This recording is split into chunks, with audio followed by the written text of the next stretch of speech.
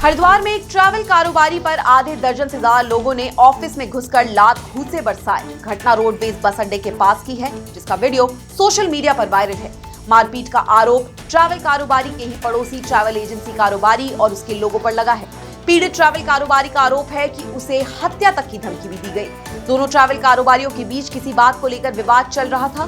पीड़ित ट्रैवल कारोबारी की शिकायत पर पुलिस ने मामला दर्ज कर लिया है और आरोपियों की तलाश शुरू कर दी है। कम ब्याज के नाम पर ठगी करने वाले एक शातिर साइबर ठग को पौड़ी पुलिस ने गिरफ्तार कर लिया है। आरोपी की गिरफ्तारी मथुरा से की गई है। साइबर ठगों का ये गैंग उत्तराखंड के अलावा पंजाब, हिमाचल और यूपी में साइबर ठगी की वारदात कर रहा था। आरोपी ने पूछताछ में पुलिस को बताया कि वो मोबाइल नंबरों पर व्हाट्सएप और फोन कॉल के जरिए सस्ती ब्याज दरों पर लोगों को लोन दिलाने का झांसा देते थे। लाखों रुपए लोन की धनराशि को बिना सुविधा शुल्क के 2 गुना करने का भी लालच देते थे। पौड़ी पुलिस का दावा है कि जल्द ही साइबर ठग गैंग के बाकी सदस्य भी गिरफ्तार कर लिए जाएंगे। ऋषिकेश में मुनि की रेती के पास नीम बीच पर एक युवक और युवती गंगा की तेज बहाव में बह गए। नीम बीच पर एक युवती नहाते वक्त गंगा की तेज धारा में बह गई। युवती को बचाने के लिए युवक गंगा में कूदा। थोड़ी देर बाद युवक भी गंगा की तेज धारा में ओझल हो गया। एसडीआरएफ के गोताखोर दोनों की तलाश में जुटे हुए हैं। ऋषिकेश में 1 जुलाई से बंद हो गई गंगा में राफ्टिंग। जुलाई और अगस्त ये 2 महीने राफ्टिंग का संचालन नहीं होगा। 1 सितंबर से गंगा में दोबारा राफ्टिंग शुरू कराई जाएगी। पहाड़ों पर बारिश के बाद गंगा का जलस्तर बढ़ जाता है। नदी के जलस्तर को देखते हुए 30 जून तक कौड़ियाला, मरीन ड्राइव, शिवपुरी, ब्रह्मपुरी और क्लब हाउस से रिवर राफ्टिंग का संचालन बंद कर दिया जाता है। हरिद्वार में खड़खड़ी शमशान घाट के पास सूखी नदी में बनी पार्किंग में कई वाहन गंगा नदी में बह गए थे। एसडीआरएफ की मदद से प्रशासन ने गंगा में बहे कई वाहनों को निकलवाया। वहीं इस मामले में सियासत भी शुरू हो गई है।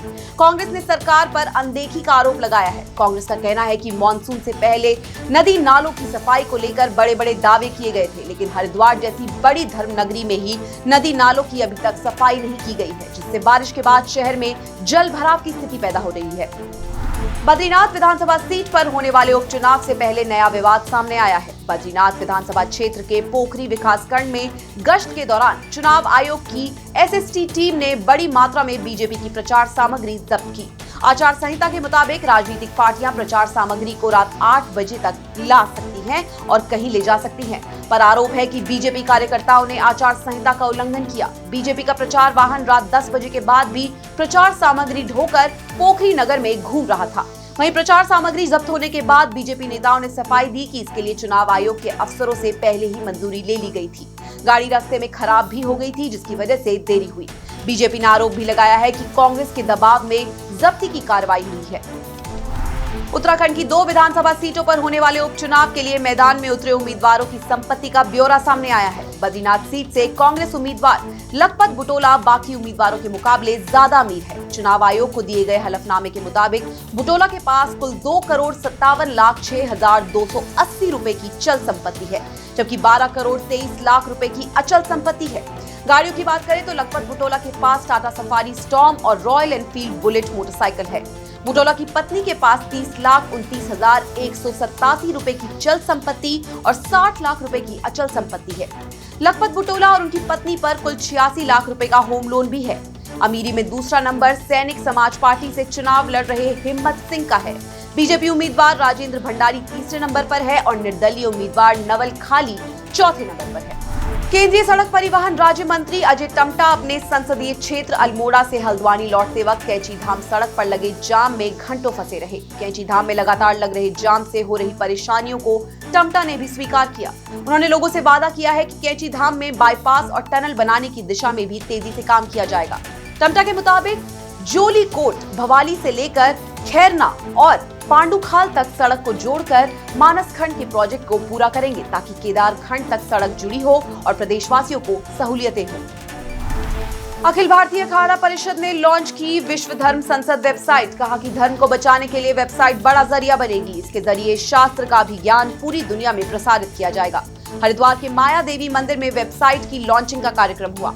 अखिल भारतीय अखाड़ा परिषद के राष्ट्रीय अध्यक्ष श्री महंत रविंद्र पुरी और महामंत्री श्री महंत हरिगिरी महाराज के अलावा महामंडलेश्वर यति नरसिंहानंद गिरी भी इस दौरान मौजूद रहे।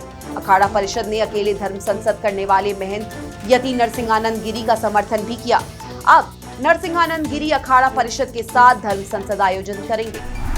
लद्दाख में शहीद हुआ पौड़ी गढ़वाल का लाल। लद्दाख के दौलत बेग ओल्डी इलाके में T-72 टैंक हादसे में शहीद होने वाले जवानों में पौड़ी जिले के बिशल्ट गांव के भूपेंद्र नेगी भी शामिल हैं। भूपेंद्र की शहादत की खबर आते ही परिवार और पूरे गांव में शोक की लहर दौड़ गई।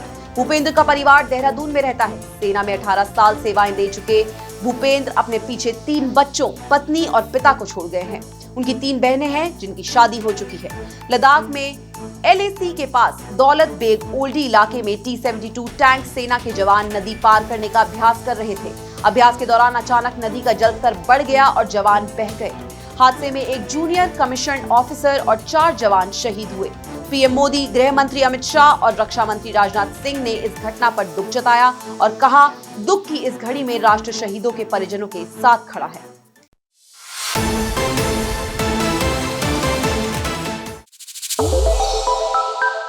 श्रेष्ठ उत्तराखंड पर खबरों से जुड़े रहने के लिए चैनल को सब्सक्राइब और लाइक करें, बेल आइकन दबाएं और देखते रहें श्रेष्ठ उत्तराखंड।